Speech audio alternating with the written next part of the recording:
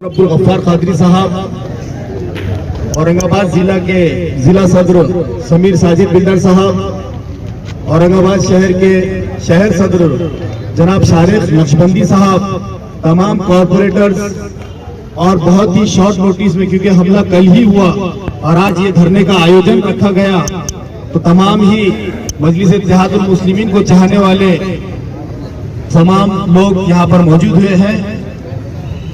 मैं आज यहाँ पर सबसे पहले तो कल हमले की निंदा करता हूँ और यहाँ पर जो प्रशासन मौजूद है उनसे यही गुजारिश करूंगा कि आप हुकूमत तक ये पैगाम पहुंचाएं कि मजलिस इत्तेहादुल मुस्लिमीन ने कल जो बैरिस्टर असदुद्दीन अवैसी साहब के ऊपर हमला हुआ, तो आज बहुत ही शांतिपूर्वक आज हमने हमारा एहतजाज दर्ज करवाया।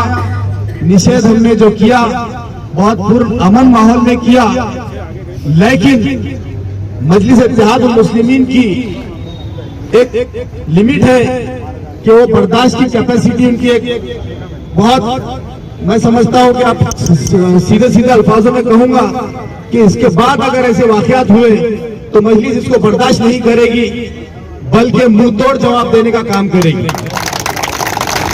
दोस्तों, मैं सबसे पहले इससे पहले भी एक शेर कहा था कि इंसानियत की सारी हदों को फलांग कर दहशत पसंद भेड़िए बस्ती में आ गए। शेरों ने जब से दहाड़ना छोड़ दिया तो ये कुत्ते मस्ती में आ गए। दोस्तों, मजलिस इत्तेहादुल मुस्लिमीन आज बहुत अमन से, शांति से ये पैगाम हुकूमत तक पहुंचा रही है कि आप उन दरिंदों को पहचानने की भी जरूरत नहीं है। जितने धर्म संसद से बाहर निकले थे वो सारे के सारे दहशतगर्द हैं, और उन्हीं में से ये जो दो कुत्ते निकले थे असद साहब का शिकार करने के लिए, एक शेर का शिकार कुत्ते क्या करेंगे, सबसे पहले उनके समझना चाहिए। दोस्तों, ये धर्म संसद इसीलिए लगाई गई और ये इसका अगर कोई सबसे बड़ा रोल अदा किया तो यहाँ की हुकूमत ने किया कि हुकूमत के अंदर ऐसे लोग बैठे हैं जिन्हें सारी दुनिया तड़ीपार के नाम से जानती है। आज अगर हुकूमत में से तड़ीपार लोग बैठेंगे तो हुकूमत कैसी चलेगी आप लोग समझते हैं।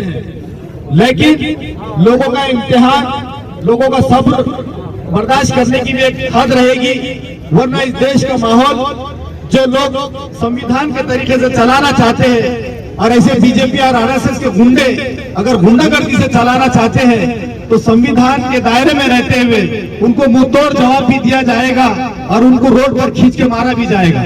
दोस्तों, मैं खुले अल्फाज में ये कहना चाहता हूँ कि मजलिस इत्तेहादुल मुस्लिमीन बहुत दिनों से बहुत सारी बातें बर्दाश्त कर रही है और मैं समझता हूँ कि पुलिस प्रशासन भी यहाँ पर है, उन्होंने भी देखा होगा कि हम आज औरंगाबाद में रहते हैं। यहाँ के भी कुछ छोटे मोटे नेता वो आए दिन सोशल मीडिया के जरिए हमारे कायद बैरिस्टर असदुद्दीन अवैसी साहब हो, इम्तियाज जलील साहब हो, डॉक्टर अब्दुल गफ्फार कादरी साहब हो, उनके बारे में भी बहुत ऊटपटांग बातें करने लगे।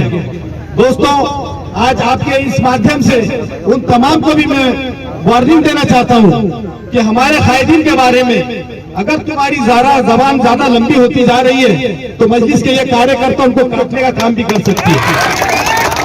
दोस्तों, हम बहुत दिन से गौर कर रहे हैं कि औरंगाबाद में छोटी छोटी सी एक पोस्ट मिलने के बाद इतना उछला जा रहा है ये छोटे मोटे लीडर ये क्या क्या नहीं कर रहे हमारे कायदीन को, लेकिन ये तो हमारा सबर है और ये हमारी कायदीन की हमको मतलब तालीम है कि हम लोग संवैधानिक तौर से उनका मुकाबला करें। लेकिन क्योंकि नौजवान इस पार्टी की रीढ़ की हड्डी है और नौजवान तो नौजवान होता है, उसकी बर्दाश्त करने की कैपेसिटी भी बहुत कम होती है। तो मैं आज आपके माध्यम से ये कहूंगा यहाँ के प्रशासन को उन लोगों की जबान पर भी लगाम दिया जाए, क्योंकि वहां पे गोली भी चल रही है और यहाँ पे जबान से गोली भी चल रही है, तो हो सकता है दोनों का मुकाबला हमको एक साथ करना पड़े।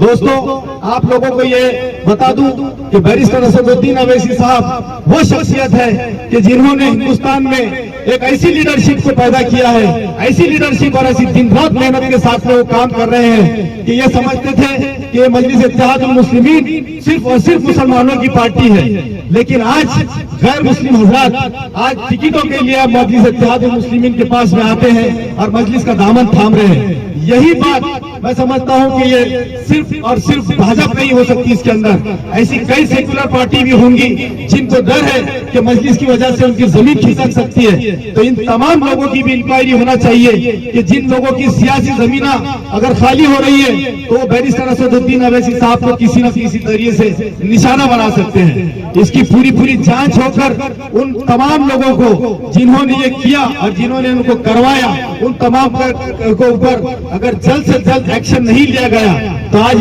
ये जो धरना है आज ये पूरा हम तरीके से सिर्फ औरंगाबाद में नहीं बल्कि पूरे हिंदुस्तान में हो रहा है।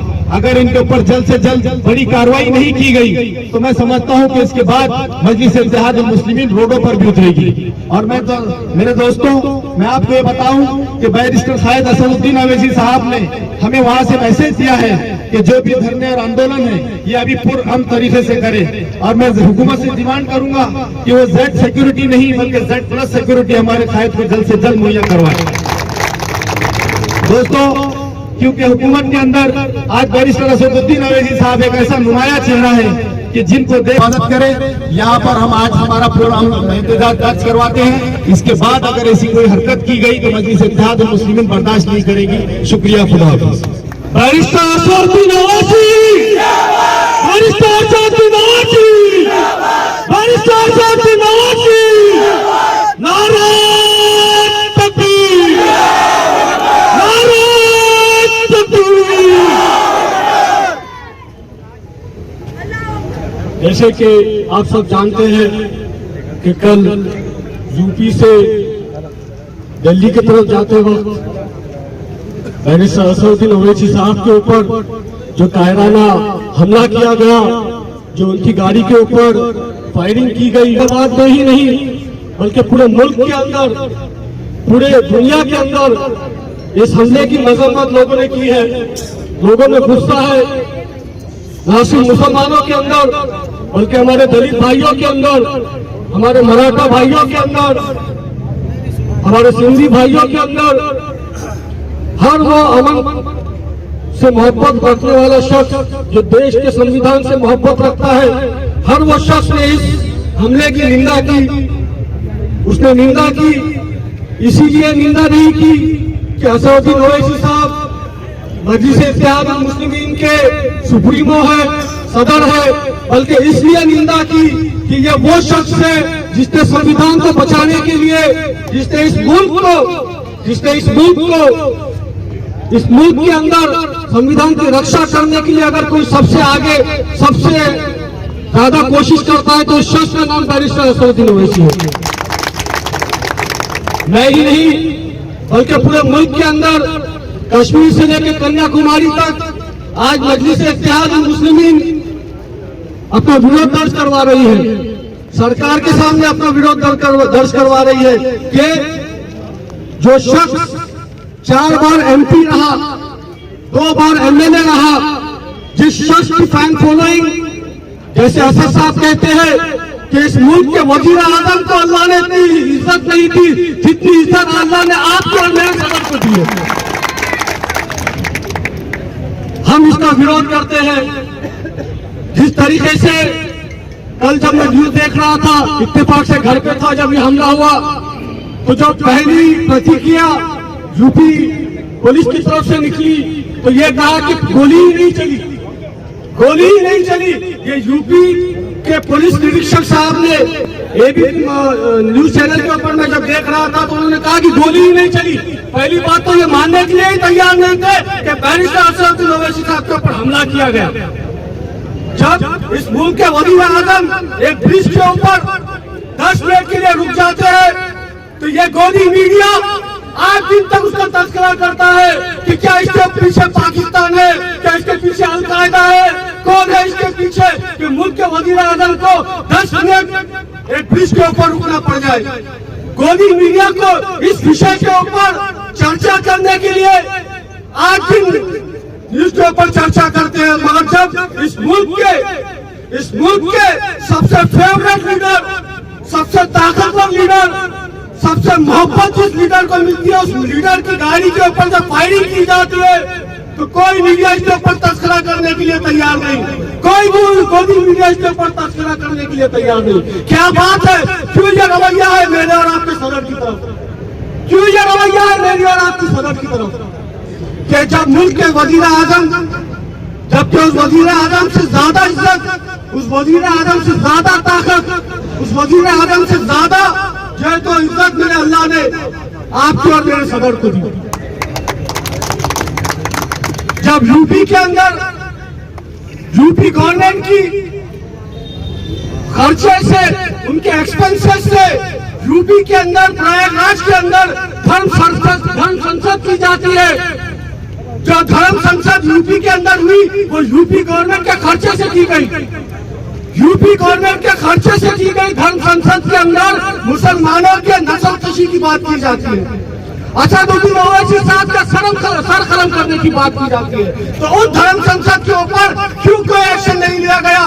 उस धर्म संसद के ऊपर क्यों कोई गुनाह रजिस्टर नहीं किया गया? ये मेरा सवाल है। ये मेरा ही नहीं, इस मुल्क से मोहब्बत करने वाला हर शहरी की ये आवाज है, ये बात है कि क्या बात है कि उस धर्म संसद के ऊपर क्यों गुनाह दाखिल नहीं किया गया? उस धर्म संसद में जो बातें की गई उसके ऊपर क्यों एक्शन नहीं लिया गया? आज जब हम इस धरना करने जा रहे हैं तो पूरी पुलिस फोर्स यहाँ पर खड़ी है, हमारे ऊपर 4 अलग अलग तरीके से बातें की जाती है कि आपको ये करना है, आपको ये नहीं करना है। जब हमारे को एक धरना करने के लिए इतनी पाबंदियां है, तो जब धर्म संसद ली जाती है तो उसके ऊपर क्यों कोई पाबंदी नहीं? और वहाँ पर जो बातें की जाती है उसके ऊपर क्यों कोई एक्शन नहीं? ये हमारी मांग है, ये बात है। गोदी मीडिया ने कहा, पुलिस ने कहा कि असद साहब की कोई बात के वजह से वो लड़के नाराज थे और उन्होंने गोली चला दी। अगर इतना ही आसान होता किसी के ऊपर गोली चलाना तो ये मुल्क नहीं होता। ये मुल्क संविधान के हिसाब से चलता है। इस मुल्क को अगर अच्छे से चलाना है तो इसमें संविधान से मोहब्बत करनी होगी और सबको पारदर्शिता के साथ, सबको एक समान हमको समझना होगा। अगर नहीं समझेंगे तो तकलीफ हो जाएगी। मैं तो खुलकर कहता हूँ कि शुक्र करो अल्लाह का, शुक्र करो अल्लाह का कि असद साहब हिफाजत से है। शुक्र करो अल्लाह का कि असद साहब हिफाजत से है। अगर नहीं होते तो तकलीफ हो जाती, पूरा मुल्क के अंदर तकलीफ हो जाती। मगर मेरा अल्लाह का शुक्र है कि मुझे असदुद्दीन ओवैसी साहब की हिफाजत की। यूपी में योगी सरकार, मोदी सरकार बार बार ये कहती है कि हमने यूपी से सारे जज को, गुंडों को निकाल दिया, यूपी से हमने तमाम बाहुबलियों को निकाल दिया। अगर यूपी के अंदर सब अच्छा है, योगी साहब, टकले साहब, अगर यूपी के अंदर सब अच्छा है तो क्या बात है कि असदुद्दीन ओवैसी साहब की गाड़ी के ऊपर हमला किया जाता है? ये तुम्हारे ससुराल वाले थे, लेकिन तुम्हारे ससुराल वाले थे जिसने हमला किया। क्यों? यही बात के लिए हम लोग आपके बीच में आए थे, यही बात आपको कहनी थी। और मैं शुक्रगुजार हूँ जनाब इम्तियाज जलील साहब का, जिन्होंने कल ये मैसेज करके हम सबको बताया कि हमको संविधान के दायरे में रहकर अपना एहतजाज, अपना धरना जो है तो अपनी बात आवाम के सामने और सरकार के सामने रखनी है। अगर इम्तियाज भाई कुछ और बोल देते तो तकलीफ हो जाती। अगर इम्तियाज भी बोल देते शहर बंद कर दो तो शहर बंद हो जाता। मगर ये इम्तियाज जलील साहब की क़यादत है, ये बैरिस्टर असदुद्दीन ओवैसी साहब की क़यादत है जो इस बात पर कायम है कि मुल्क अगर चलेगा तो संविधान से चलेगा। और हम इस मुल्क की हिफाजत करना चाहते हैं, हम इस मुल्क की हिफाजत करना चाहते हैं। यही बात आप सबको बतानी थी। मैं जनाब डॉक्टर गफ्फार कादी साहब का भी शुक्रगुजार हूँ कि कल रात में उन्होंने एक अर्जेंट मीटिंग कॉल की और सबको जो तो मुत्तहद करके आज इस हम लोगों ने धरने को अल्हम्दुलिल्लाह कामयाब किया। हमारे औरंगाबाद के शहर सदर जनाब शारेक देशबंदी साहब को भी मैं मुबारकबाद दूंगा कि आज उन्होंने इतना अच्छा एक धरना यहाँ पर किया जो असद साहब से मोहब्बत का हमारी एक निशानी है।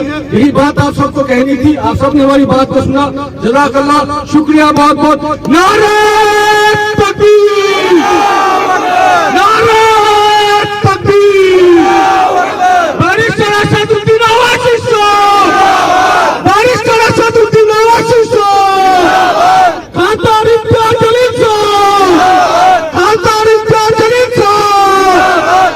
रब्बुल इज्जत में दुआ करता हूँ कि वो हमारे कायद जनाब बैरिस्टर असदुद्दीन ओवैसी साहब को। मेरे नौजवान दोस्तों, कल यूपी में जो हमारे कायद पर अटैक हुआ है, इससे पहले भी तकरीबन 3 मरतबा उनके ऊपर हमले की कोशिश की गई। फानूस बन के जिसकी हिफाजत खुदा करे, फानूस बन के जिसकी हिफाजत खुदा करे, वो शम्अ क्या बुझे जिसे रोशन खुदा करे। ये शायद कमजोर और ये कम अक्ल और ये मुल्क में आतंक फैलाने वाले ये भूल गए हैं कि मेरे कायद की हिफाजत की जिम्मेदारी मेरे अल्लाह ने ले रखी है, और वो एक ऐसा शख्स है पूरे हिंदुस्तान के अंदर जो हिंदुस्तान के संविधान की बात करता है, संविधान के दायरे में रह की बात करता है। अगर वो आतंकवादी ये समझ रहे हैं कि उनकी ईंट का जवाब हम पत्थर से नहीं दे सकते, तो वो बेवकूफ है। हम ईंट का जवाब पत्थर से देना जानते हैं, इसलिए कि मेरे कायद की जान पर हमला हुआ है। लेकिन कसम अल्लाह की कि मेरे कायद ने मुझे सिखाया है कि नहीं, ईंट का जवाब पत्थर से नहीं, बल्कि ईंट और पत्थर का जवाब संविधान के दायरे में रहकर दो।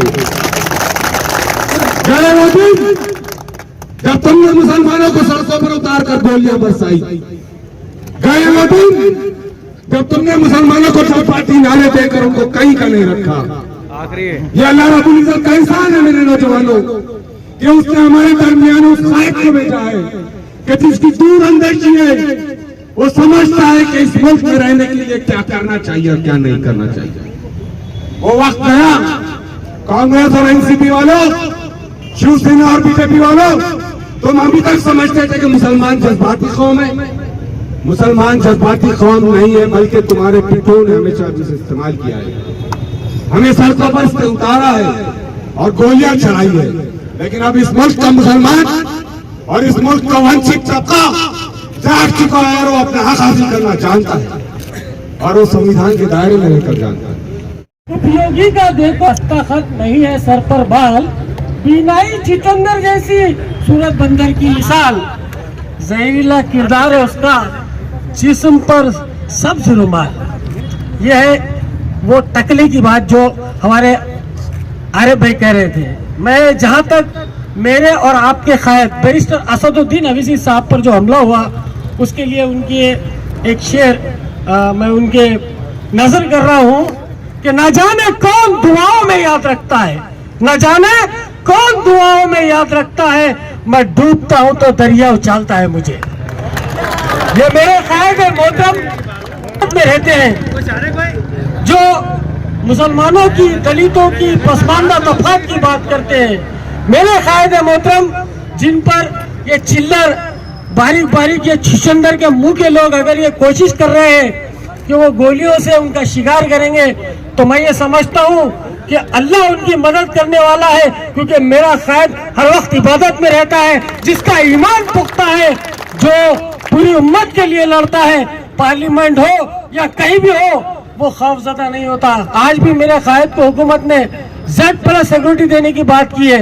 मरकजी हुकूमत ने सुबह ही ऐलान कर दिया है। वो जानते हैं, क्या दिला दूं कि चंद रोज पहले हमारे मुल्क के वजीर आजम नरेंद्र रोड पर अटक गया था, आपने देखा होगा, और वो काफिला रुकने के बाद मुल्क की मुख्तलिफ एजेंसियों ने अलग अलग बयान दिए थे कि पाकिस्तान हमला करने वाला था, फला हमला करने वाला था, लेकिन हमारे वजीर आजम बचकर वापिस आ गए। साहब की जितनी इज्जत है, मेरे कायद की उससे ज्यादा दुनिया में इज्जत है। असद साहब पूरे दुनिया के लीडर है, उन्होंने कभी किसी मजहब के खिलाफ नहीं बोला। हो सकता है यहाँ के दूसरे लीडर गैर जरूरी बातें करते होंगे, लेकिन मेरे कायद मोहतरम आज दुनिया में अलग शनाख्त रखते हैं और वो मुल्क से इतनी मोहब्बत करते हैं कि वो पाकिस्तान में भी जाकर जय हिंद का नारा बुलंद करते हैं। मेरा कायद सेकुलर है। अगर कोई समाज सिर्फ इलेक्शन के खातिर उन्हें बदनाम करने की कोशिश करेगा, ये बहुत गलत बात है। मैं इस पर अफसोस का इजहार करता हूँ। खुदा हाफिज़। योगी सरकार योगी सरकार, माननीय खासदार इम्तियाज जलील साहब आगे बढ़ो, माननीय असदुद्दीन ओवैसी साहब आगे बढ़ो, यूपी सरकारचं करायचं काय, यूपी सरकारचं करायचं काय.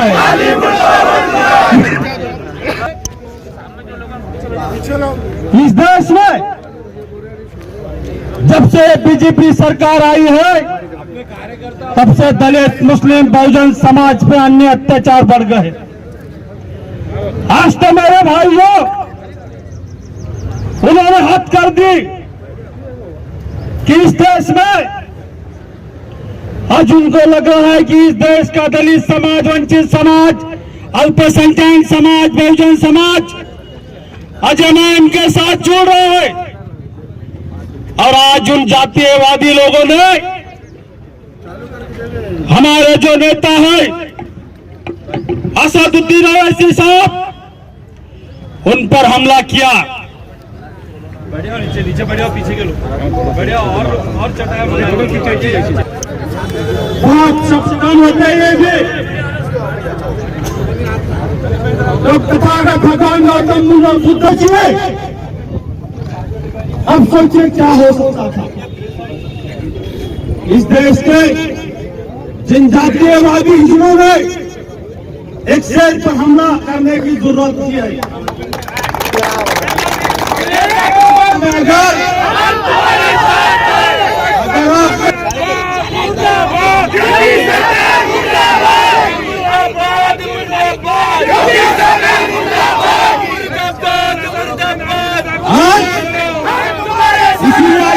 के तरफ से धरना आंदोलन रखा गया है.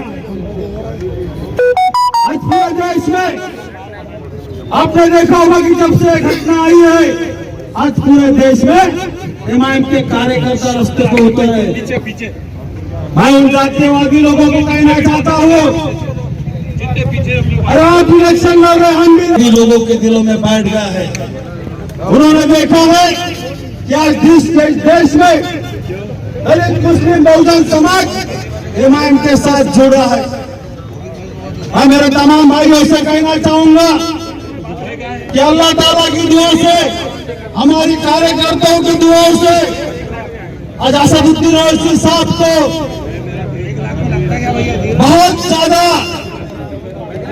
उम्र नसीब हो, दलित मुस्लिम समाज के लिए वो लड़ते रहे. मैं इतना कहूंगा मेरे भाइयों, कल की घटना से जब टीवी पे घटना आ गई, हर इंसान, फिर महिला हो, बच्चा, सब सोच में गिर गए.